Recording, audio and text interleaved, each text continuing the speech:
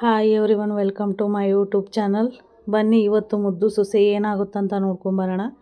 ಸಂಚಿಕೆಯ ಶುರುವಿನಲ್ಲಿ ಭದ್ರಾ ಅವ್ರು ಹೇಳ್ತಾರೆ, ಓ ಕಾಗೆ ಮುದುಕಿ ನೀನು, ಕ್ರಿಮಿನಲ್ ಮುದುಕಿ ನೀನು, ನೋಡ್ಲಾ ನಾವು ನೆಮ್ಮದಿಯಾಗಿರ್ಬೇಕು ಅಂದರೆ ಇದನ್ನ ಮನಗಿಸ್ಬಿಡ್ಬೇಕು ಅಂತ ಅಜ್ಜಿ ಹೇಳ್ತಾರೆ. ಅಲ್ಲ ಈಗೇನೋ ಫೋನ್ ಆಫ್ ಮಾಡಿದೆಯಾ, ಸರಿ ಟೀಗೆ ಹೋದ್ಮೇಲೆ ಏನು ಮಾಡಿ ಅಂತ ಭದ್ರಾ ಅವ್ರು ಕೇಳ್ತಾರೆ. ಅಲ್ಲಿ ಏನು ಮಾಡಬೇಕು ಎಲ್ಲ ಮಾಡ್ತೀನಿ, ಈಗ ನಾನು ಹೇಳ್ದಷ್ಟು ಮಾಡು ಅಂತ ಅಜ್ಜಿ ಹೇಳ್ತಾರೆ. ಒಂದು ಕಡೆ ಮನೆಯವರೆಲ್ಲ ಸೇರಿಕೊಂಡು ಗಾಬರಿಲಿರ್ತಾರೆ. ಚಿತ್ರ ಫೋನ್ ಮಾಡಿದಾಗ ಭದ್ರಾ ಅವ್ರ ಫೋನ್ ಎತ್ತಾ ಇಲ್ಲ ಅಂತ ಹೇಳ್ತಾ ಇರ್ತಾರೆ. ಭದ್ರಾ ಯಾಕೆ ಫೋನ್ ಎತ್ತಾ ಇಲ್ಲ, ಅಲ್ಲ ಅತ್ತೆ ಹೆಂಗವ್ರಂತ ನಮ್ಗೆ ಹೆಂಗೆ ಗೊತ್ತಾಯ್ತದೆ ಅಂತ ಮೋಹನ್ ಅವ್ರು ಹೇಳ್ತಾರೆ. ಅಯ್ಯೋ ಅಲ್ಲಿ ನಮ್ಮ ಅವ್ಗೆ ಏನಾಗ್ಯದೋ ಏನೋ, ಅದು ಎಷ್ಟು ಕಷ್ಟಪಡ್ತಾ ಇದ್ದಾರೋ ನಾ ಕಾಣೆ ಅಂತ ಸಾವಿತ್ರಿ ಅವ್ರು ಹೇಳ್ತಾರೆ. ಲೋ ಮೊಮ್ಮಗನೇ, ಜಾಸ್ತಿ ತಲೆ ಕೆಡಿಸ್ಕೋಬೇಡ, ಹಟ್ಟಿಗೆ ಹೋದ್ಮ್ಯಾಕೆ ನನ್ನ ಮನ್ಸಿಗೆ ಏನು ಬರುತ್ತೋ ಅದನ್ನ ನಾನು ಹೇಳ್ತೀನಿ, ಅದಕ್ಕೆ ನೀನು ಯಾರ ಮುಂದೆ ನಿಂತ್ಕೊಂಡು ಓತ ತಲೆ ಆಡಿಸ್ತದಲ್ಲ ಹಂಗೆ ತಲೆ ಆಡಿಸ್ತಾ ಇರೋ ಸಾಕು ಅಂತ ಭಗೀರಥಿ ಅಜ್ಜಿ ಹೇಳ್ತಾರೆ. ಒಟ್ನಲ್ಲಿ ಬಲಿ ಕೊಡಬೇಕು ಅನ್ನೋದು ತೀರ್ಮಾನ ಮಾಡ್ಕೊಂಡ್ಬಿಟ್ಟಿದೀಯಲ್ಲ ನೀನು, ಹಾಗಂತ ಭದ್ರಾ ಅವ್ರು ಕೇಳ್ತಾರೆ. ಏನೋ ಲೋಕ ರೂಢಿ ಇದೆ, ಅದಕ್ಕೆ ಯಾಕೆ ನೀ ಹಿಂಗಾಡಿ, ನಾನು ಕಾಪಾಡ್ತೀನಿ, ನಾ ಹೇಳ್ದನ್ ನೀನು ಕೇಳ್ಬಿಡು ಆಟೆಯ ಅಂತ ಅಜ್ಜಿ ಹೇಳ್ತಾರೆ. ಇನ್ನೇನು ಮಾಡ್ತಾ ಇದ್ದೀನಿ, ಅದನ್ನೇ ತಾನೇ ಮಾಡ್ತಾ ಇರೋದು, ಅಯ್ಯೋ ಕುಡಿ ತಣ್ಣಗಿರೋ ಜ್ಯೂಸ್ನ ಕುಡ್ಕ ಅಂತ ಭದ್ರಾ ಅವ್ರು ಹೇಳ್ತಾರೆ. ನಿನಗ್ಯಾಕ್ಲ ಹೊಟ್ಟೆ ಉರಿ, ತಕ ನೀನು ಕುಡ್ಕೋ. ಹಾಂ ಬ್ಯಾಡ್ವಾ ಬಿಡು, ನಾನೇ ಕುಡಿತೀನಿ ಅಂತ ಭದ್ರಾ ಅಜ್ಜಿ ಹೇಳ್ತಾರೆ. ಏ ಅಮ್ಮಮ್ಮ, ಇದೆಲ್ಲ ನಿನಗೆ ತಮಾಷೆ ಹಂಗೆ ಕಾಣಿಸ್ತದಾ, ಇದೇ ವಿಚಾರ ಏನಾದರೂ ಅಪ್ಪಯ್ಯಗೇನಾದರೂ ಗೊತ್ತಾಯ್ತೋ ಅಮಾಸೆ ಆಗ್ತದ ನೋಡು ಅಂತ ಭದ್ರಾ ಅವ್ರು ಹೇಳ್ತಾರೆ. ಮುಂದೆ ಏನಾಯ್ತದಂತ ಯಾವನ್ಲ ಕಂಡಿದ್ದಾನೆ, ಈಗ ಈ ಕ್ಷಣ ಸಂತೋಷವಾಗಿರ್ಬೇಕು ಆಟೆಯ, ನೀನು ಅನ್ಕಂಡಂಗೆ ಏನೂ ಆಗೋಕ್ಕಿಲ್ಲ, ಧೈರ್ಯವಾಗಿರು, ಭಾಗೀರಥಿ ಅವಳೆ ಅಂತ ಭದ್ರಾ ಅಜ್ಜಿ ಹೇಳ್ತಾರೆ. ಅವ್ವ ಭಾಗೀರಥಿ, ನಿನ್ನಿಂದಲೇ ಈಟ್ ದಿಗ್ಲು ಬಿದ್ದು ನಾನು ಒದ್ದಾಡ್ತಾ ಇರೋದು.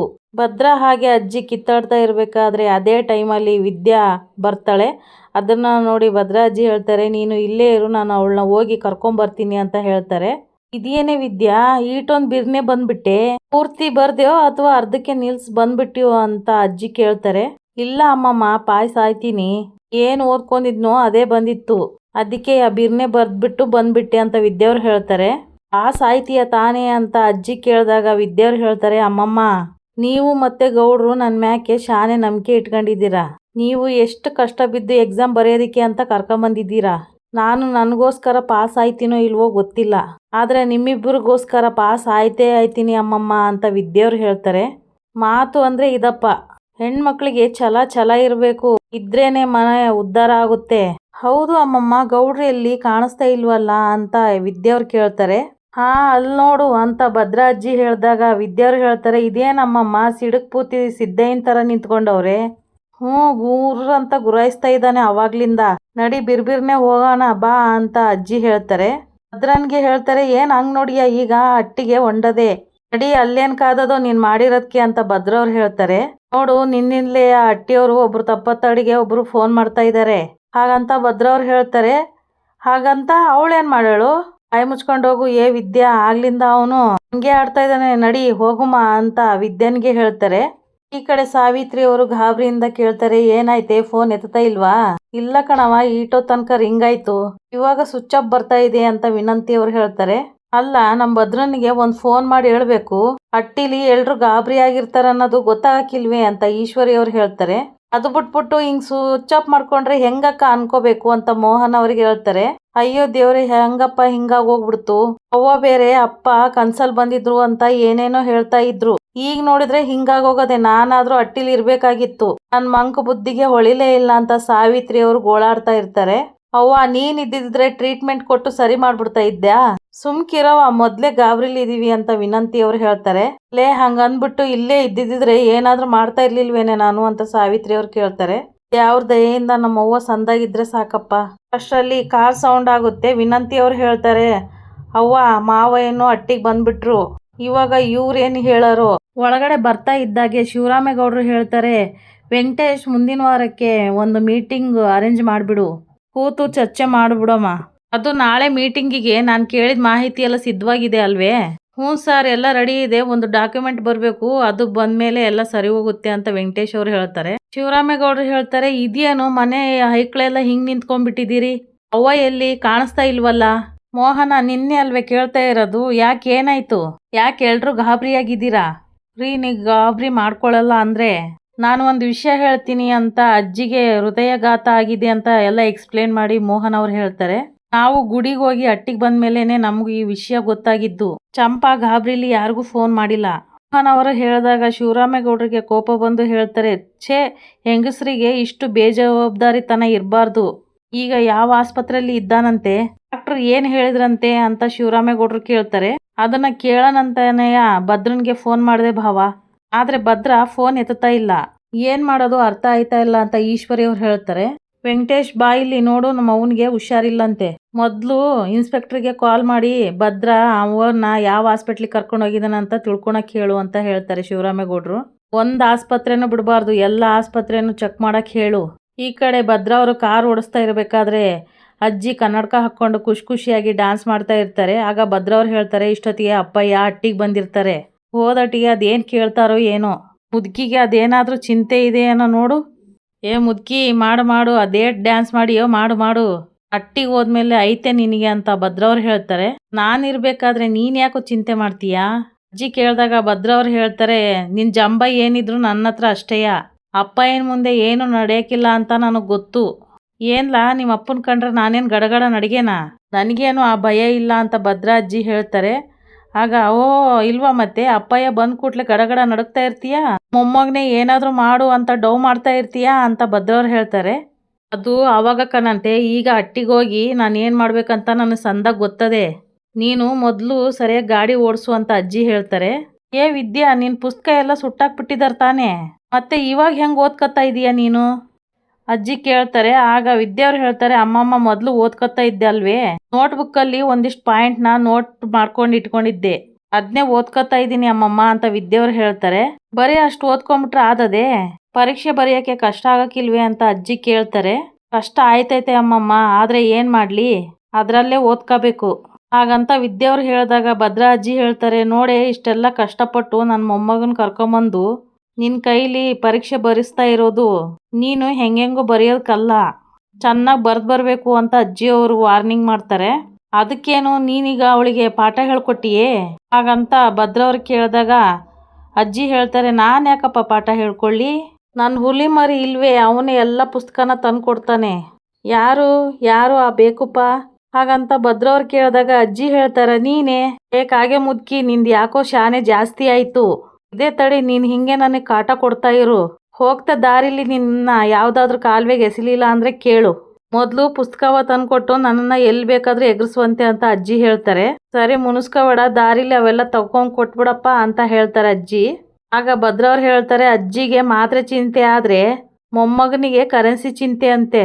ಗಾದೆ ಕೇಳಿದೆಯೇ? ಆದರೆ ಇಲ್ಲಿ ಮೊಮ್ಮಗನಿಗೆ ಚಿಂತೆ ಆದರೆ ಅಜ್ಜಿಗೆ ಮಷ್ಕಿರಿ ಅಂತೆ. ಇವಳಿಗೆ ಪರೀಕ್ಷೆ ಬರೆಸ್ತಾ ಇರೋದೇ ದೊಡ್ಡ ಸರ್ಕಸ್ ಮಾಡ್ದಂಗದೆ, ಅದ್ರಾಗ ಇದು ಬೇರೆ ಅಂತ ಭದ್ರವ್ರು ಹೇಳ್ತಾರೆ. ಅದಕ್ಕೆ ಕಣ್ಲ ಹೇಳ್ತಾ ಇರೋದು, ನಮ್ಮ ಶ್ರಮ ವ್ಯರ್ಥ ಆಗೋದು ಬೇಡ ಅಂತ.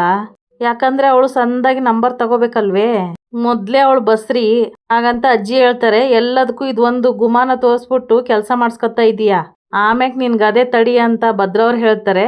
ವಿದ್ಯಾ, ನಿನಗೆ ಯಾವ್ಯಾವ ಪುಸ್ತಕ ಬೇಕೋ ಹೇಳು ಅವನಿಗೆ ಅಂತ ಅಜ್ಜಿ ವಿದ್ಯನ್ಗೆ ಹೇಳ್ತಾರೆ. ಅಮ್ಮಮ್ಮ ಇದೆಲ್ಲ ಅವ್ರಿಗೆ ಗೊತ್ತದೆ, ಮೊದ್ಲಕ್ಕಿಂತ ಅವರೇ ನನಗೆ ತಂದು ಕೊಟ್ಟಿರೋದು ಬುಕ್ಕುಗಳೆಲ್ಲ ಅಂತ ವಿದ್ಯವ್ರು ಹೇಳ್ತಾರೆ. ಆಗ ಅಜ್ಜಿ ಹೇಳ್ತಾರೆ, ಆಹಾಹಾ, ಹಸಿರಾಗೆ ಮೇಲೆ ಆಸೆ ಇದ್ರುವೆ ಮೇಲೆ ಮಾತ್ರ ದರ್ಪ ತೋರಿಸ್ತಾನೆ ಹಾಗಂತ ಅಜ್ಜಿ ಹೇಳಿದಾಗ ವಿದ್ಯವ್ರು ನಗ್ತಾ ಇರ್ತಾರೆ. ಆಗ ಭದ್ರವ್ರು ಹೇಳ್ತಾರೆ, ನಗು ಇಷ್ಟು ದಿನ ನಮ್ಮ ಅಮ್ಮ ಒಂದು ದಿನಾನೂ ನನಗೆ ಬೈದಿರ್ಲಿಲ್ಲ, ಈಗ ನೋಡು ಎಂತೆಂಥ ಮಾತು ಬೈತವಳೆ, ಎಲ್ಲ ನಿನ್ನಿಂದಾನೆ ಕಣೆ, ನಮ್ಮಿಬ್ಬರ ಮಧ್ಯೆ ತಂದಿಕ್ಕಿ ತಮಾಷೆ ನೋಡ್ತಾ ಇದೀಯಲ್ವೇ ಅಂತ ಭದ್ರವ್ರು ಹೇಳ್ತಾರೆ. ಅಯ್ಯೋ ನಾನೇನು ಮಾಡಿದೆ ಗೌಡ್ರೆ, ಅಮ್ಮಮ್ಮ ಹೇಳಿದ ಕೂಡಲೇ ಸುಮ್ಕೆ ತಂದು ಕೊಡ್ತೀನಿ ಅಂತ ಹೇಳಿದ್ದಿದ್ರೆ ಇವೆಲ್ಲ ನಾನು ಹೇಳ್ತಾನೆ ಇರಲಿಲ್ಲ ಹಾಗಂತ ವಿದ್ಯವ್ರು ಹೇಳ್ತಾರೆ. ಈ ಕಳ್ಳ ನನಗೆ ಗೊತ್ತಿಲ್ದಲೆ ಇನ್ನು ಏನೇನು ಮಾಡ್ಯಾನಂತ ಹೇಳೆ ಅಂತ ಅಜ್ಜಿ ಕೇಳಿದಾಗ ವಿದ್ಯವರು ಹೇಳ್ತಾ ಇರ್ತಾರೆ. ಆಗ ಭದ್ರವರು, ಅವ್ವ ಮಹಾತಾಯಿರ, ನಿಮ್ಮ ಬಾಯಿಗೆ ಹೊಸಿ ಬೀಗ ಹಾಕ್ಕೊಂಡು ಕೂತ್ಕೊಳ್ಳಿ, ಮುಂದೆ ಅಂಗಡಿ ಸಿಕ್ಕಿದಾಗ ನಿಮ್ಗೆ ಏನು ಬೇಕೋ ಅದನ್ನು ತಗೊಬಂದು ಕೊಡ್ತೀನಿ. ಈ ಕಡೆ ಹೊರಗಡೆ ಎಲ್ಲ ಕಾಯ್ತಾ ಇರ್ತಾರೆ ಅಜ್ಜಿಗೋಸ್ಕರ. ಆಗ ವೆಂಕಟೇಶ್ ಅವ್ರು ಹೇಳ್ತಾರೆ, ಸರ್ ಎಲ್ಲ ಕಡೆ ಡೀಟೇಲ್ ಕೊಟ್ಟಿದ್ದೀನಿ, ಇನ್ನು ಸ್ವಲ್ಪ ಹೊತ್ತರಲ್ಲಿ ಎಲ್ಲ ಗೊತ್ತಾಗುತ್ತೆ ಅಂತ ಹೇಳ್ತಾರೆ. ಭದ್ರಾ ಕಾರು ಮನೆ ಹತ್ರ ಬರ್ತಿದ್ದ ಹಾಗೆ ಶಿವರಾಮೇಗೌಡರು ಅಲ್ಲಿಗೆ ಹೋಗ್ಬಿಟ್ಟು, ಅವ್ವ ಹುಷಾರಾಗಿದ್ದಿ ತಾನೇ ಅವ್ವ, ನೀನು ಗಾಬರಿ ಆಗಬೇಡ ಕಣ್ಲ, ನನಗೇನು ಆಗಿಲ್ಲ ಕಣಂತೆ ಅಂತ ಅಜ್ಜಿ ಹೇಳ್ತಾರೆ. ನನ್ನನ್ನು ಒಳಗೆ ಕರ್ಕೊಂಡು ಹೋಗಿ ಅಂತ ಹೇಳ್ತಾರೆ. ಆಗ ಶಿವರಾಮೇಗೌಡರು ಭಗೀರಥಿ ಅಜ್ಜಿನ ಒಳಗಡೆ ಕರ್ಕೊಂಬಂದು ಕೂರಿಸ್ದಾಗ ಸುಸ್ತಲ್ಲಿ ಕೂತ್ಕೊಂಡು ಹಾಗೆ ಸನ್ನೆಲಿ ಕಣ್ಣ ಹೊಡೆದ್ಬಿಡ್ತಾರೆ. ಭದ್ರ ಅದ್ ನೋಡ್ಬಿಟ್ಟು ಸೈಲೆಂಟ್ ಆಗಿಬಿಡ್ತಾರೆ. ಆಗ ಭದ್ರ ಅವರು ಮನ್ಸೊಳಗೆ ಅನ್ಕೊಂತಾರೆ, ನಮ್ಮ ಮುದುಕಿ ಹೋದ ಜನ್ಮದಾಗ ಯಾವ್ದಾದ್ರು ನಾಟಕದ ಕಂಪ್ನಿಲಿ ಇದ್ಲೋ ಏನೋ, ಅದಕ್ಕೆ ಈಟ್ ಸಂದಾಗ ಡ್ರಾಮಾ ಮಾಡ್ತಾವಳೆ, ಇದಕ್ಕೇನು ಕಮ್ಮಿ ಇಲ್ಲ ನೀನು ಅಂತ ಹೇಳ್ತಾರೆ. ಅವ್ವ ನಿನಗೆ ಹಿಂಗಾಗ್ಯದಂತ ಗೊತ್ತಾದ್ಮೇಲೆ ನನ್ನ ಕೈಕಾಲೇ ಆಡ್ತಾ ಇಲ್ಲ ಕಣವ ಅಂತ ಸಾವಿತ್ರಿ ಅವ್ರು ಹೇಳ್ತಾರೆ. ಶಿವರಾಮೇಗೌಡರು ಹೇಳ್ತಾರೆ, ಲೋ ಭದ್ರ ಯಾವ ಆಸ್ಪತ್ರೆ ಕರ್ಕೊಂಡು ಹೋಗಿದ್ರಲ್ಲ, ಡಾಕ್ಟ್ರ್ ಏನಂದ್ರು ಅಂತ ಕೇಳ್ತಾರೆ. ಭದ್ರ ಅವರಿಗೆ ಗಾಬರಿಯಾಗಿ ಮಾತಲ್ಲಿ ತಡವರಿಸ್ತಾ ಇರ್ಬೇಕಾದ್ರೆ ಮೋಹನ್ ಅವರು ಹೇಳ್ತಾರೆ, ಏನು ತೊಂದರೆ ಆಗಿಲ್ಲ ತಾನೇ, ಅಂಥದ್ದು ಏನಾಗಿತ್ತಂತೆ, ಭದ್ರ ಈ ಸ್ಕ್ಯಾನಿಂಗು ಎಕ್ಸ್ರೇ ಎಲ್ಲ ಮಾಡಿಸ್ದ ಅಂತ ಸಾವಿತ್ರಿ ಅವ್ರು ಕೇಳ್ತಾರೆ. ಅಯ್ಯೋ ನೀವೆಲ್ಲ ಒಂದೇ ಉಸಿರಲ್ಲಿ ಕೇಳಿದ್ರೆ ಅವನೇನು ಉತ್ತರ ಕೊಟ್ಟನು, ಅವನು ನನ್ನ ಪರಿಸ್ಥಿತಿನ ನೋಡಿ ಆ ಗಾಬರಿಯಿಂದ ಆಚೆನೆ ಬಂದಿಲ್ಲ, ಸುಮ್ಮನೆ ಇರ್ತೀರ ಸ್ವಲ್ಪ ಹೊತ್ತು ಅಂತ ಅಜ್ಜಿ ಹೇಳ್ತಾರೆ. ಈ ಕಡೆ ನೋಡಿದ್ರೆ ಈಶ್ವರಿ ಅವರು ಹೇಳ್ತಾರೆ, ಅಲ್ಲ ಅತ್ತೆ, ನಾವು ಗುಡಿಗೆ ಹೋಗುವಾಗ ಸಂದಾಗಿದ್ರು ತಾನೇ, ಇದ್ದಕ್ಕಿದ್ದ ಹಾಗೆ ಯಾಕೆ ಹೆಂಗಾಯ್ತಂತೆ ಅಂತ ಈಶ್ವರಿ ಅವ್ರು ಕೇಳ್ತಾರೆ. ಈಶ್ವರಿ, ಇವತ್ತಿನ ಕಾಲದಲ್ಲಿ ಯಾರಿಗೆ ಏನಾಯ್ತದಂತ ಯಾರು ಕಂಡವರು, ಇಂಥವೆಲ್ಲ ನಮಗೆ ಹೇಳಿ ಕೇಳಿ ಬರ್ತವೆ ಅಂತ ಅಜ್ಜಿ ಹೇಳ್ತಾರೆ. ಅದೆಲ್ಲ ಸರಿ ಕಣವ, ಮೊದಲು ಡಾಕ್ಟ್ರ್ ಏನಂದ್ರು ಅದನ್ನ ಹೇಳು ಅಂತ ಸಾವಿತ್ರಿ ಅವ್ರು ಹೇಳ್ತಾರೆ. ಗಾಬರಿ ಪಡುವಂಥದ್ದು ಏನೂ ಇಲ್ಲ, ನಿಮಗೆ BP ವ್ಯತ್ಯಾಸ ಆಗಿ ಹಿಂಗೆಲ್ಲ ಆಗದೆ ಅಂದ್ರು ಅಂತ ಹೇಳ್ತಾರೆ ಭದ್ರಾಜ್ಜಿ. ಆಮೇಲೆ ವಯಸ್ಸಾಯ್ತು ನೋಡಿ, ಇನ್ಮ್ಯಾಕೆ ಇಂಥ ಸಣ್ಣ ಪುಟ್ಟ ವ್ಯತ್ಯಾಸಗಳು ಆಯ್ತಾ ಇರ್ತವೆ, ಒಂದು ವಾರ ಸರಿಯಾಗಿ 9 ಗಂಟೆಗೆ ಬಂದು ಅದೇನೋ PC ತಾರ ಮಾಡಿಸ್ಕೊಳ್ಳಿ ಅಂತ ಹೇಳಿದ್ರು, ನನಗೆ ಸರಿಯಾಗಿ ಹೇಳಕ್ ಬರ್ತಾ ಇಲ್ಲ ಅಂತ ಅಜ್ಜಿ ಹೇಳ್ತಾರೆ. ನಂತಿ ಅವ್ರು ಹೇಳ್ತಾರೆ, ಅಮ್ಮಮ್ಮ ಫಿಸಿಯೋಥೆರಪಿನಾ, ಹ್ಞೂ ಕಣೆ ಅದನ್ನೇ ಹೇಳಿದ್ದವರು, ಅವ್ವ ಅದನ್ನ ಮಾಡಿಸಿದ್ರಾಯ್ತು, ಒಟ್ನಲ್ಲಿ ನಿನ್ಗೇನೂ ಆಗ್ಲಿಲ್ವಲ್ಲ ಸುಮ್ಕೆ ಇರು ಅಂತ ಶಿವರಾಮೇಗೌಡರು ಹೇಳ್ತಾರೆ. ಅಜ್ಜಿ ಇದನ್ನೆಲ್ಲ ಹೇಳಿ ನೋಡಿ ಭದ್ರ ಅವ್ರ ಮನ್ಸೊಳಗೆ ಅನ್ಕೊಂತಾರೆ, ಯವ್ವ ನೀನು ಸಾಮಾನ್ಯದವಳಲ್ಲ ಕಣೆ, ಟೈಮ್ ನೋಡ್ಕೊಂಡೆ ಬಾಂಬ್ ಹಾಕ್ಬಿಟ್ಟೆ ಅಲ್ಲ, ಅದು ಸರಿ ಕಣ ಭದ್ರ, ಹಿಂಗಾಗದಂತ ಫೋನ್ ಮಾಡಿ ಹೇಳ್ಬೇಕು ತಾನೆ ಅಂತ ಭದ್ರ ಅವರಿಗೆ ಶಿವರಾಮೇಗೌಡರು ಕೇಳ್ತಾರೆ. ನೀವು ಫೋನ್ ಎತ್ತಲಿಕ್ಕೆ ನಾವೆಲ್ಲ ಎಷ್ಟು ಗಾಬರಿ ಆಗಿದ್ದೀವಿ ಗೊತ್ತಾ ಅಂತ ಶಿವರಾಮೇಗೌಡರು ಹೇಳಿದಾಗ ಭದ್ರ ಅವ್ರು ಹೇಳ್ತಾರೆ, ಅಪ್ಪ ಅದು ಅಂತ ತಡವರಿಸ್ತಾ ಇರ್ತಾರೆ. ಅದು ಫೋನ್ನ ಕಾರಲ್ಲೇ ಬಿಟ್ಟು ಹೊಂಟೋಗಿದ್ದೆ, ಅದಕ್ಕೆ ಎತ್ತಕ್ಕಾಗಿಲ್ಲ ಅಂತ ಭದ್ರ ಅವ್ರು ಹೇಳ್ತಾರೆ.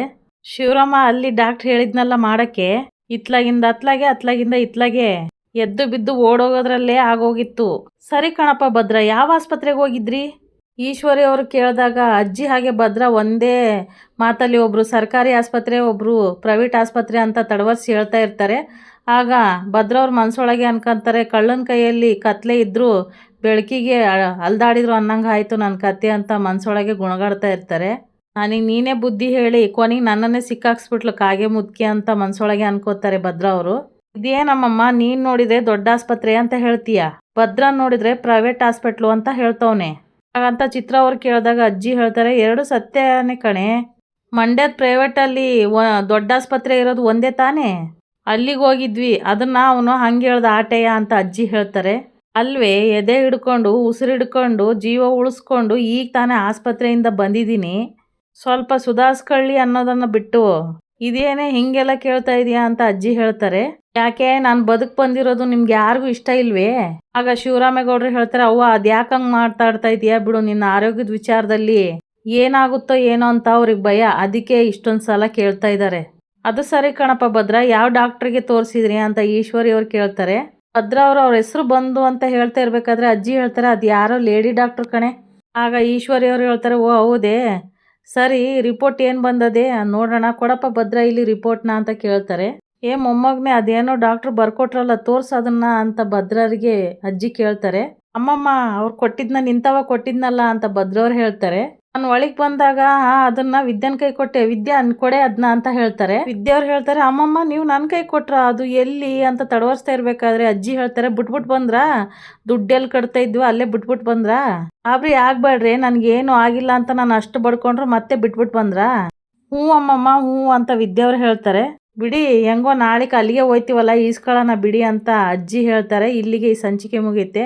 ಯಾರೆಲ್ಲ ನನ್ನ ವಿಡಿಯೋ ನೋಡ್ತಾ ಇದ್ದೀರೋ ವಿಡಿಯೋ ನೋಡಿದ್ದಕ್ಕಾಗಿ ಧನ್ಯವಾದಗಳು.